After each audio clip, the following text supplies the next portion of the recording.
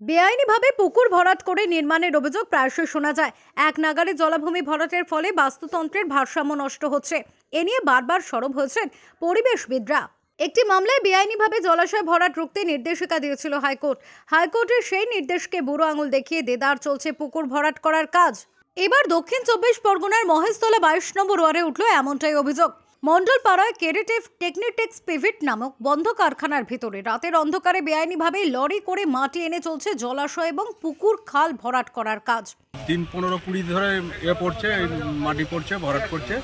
তো আমরা মানা করেছি রাত্রে গাড়ি চলাচল করছে, হ্যাঁ, ঘুম নষ্ট হচ্ছে আমাদের এলাকার লোকের। তো অবজার্ভ করতে আমরা কাউন্সিলরকে জানাই, বন্ধ করেছিল।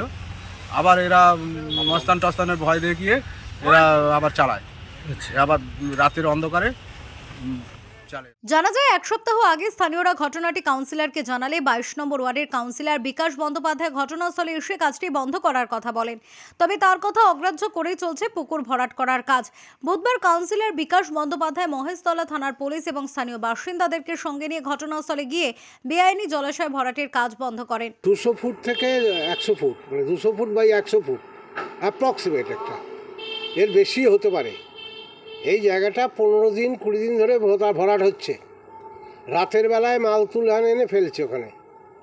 তা ওখানকার মানুষদের একটা বিরাট ক্ষোভ যে ও যদি চুরি না করবে, ও যদি ভরাট, ওর যদি বৈধ পাস থাকে, সব কিছু থাকে, দিনের বেলা করুন না, রাত্রির বেলা করছে কেন? কাউন্সিলর বিকাশ বন্দ্যোপাধ্যায়ের দাবি কিছু অসাধু ব্যক্তি এই কাজের সঙ্গে যুক্ত। তিনি আরও জানান, জেসিবি গাড়িটিকে আটক করে থানায় নিয়ে যাওয়া হয়। শেখ সাইফুদ্দিনের সঙ্গে গোপাল শীলের রিপোর্ট, ওঙ্কার বাংলা।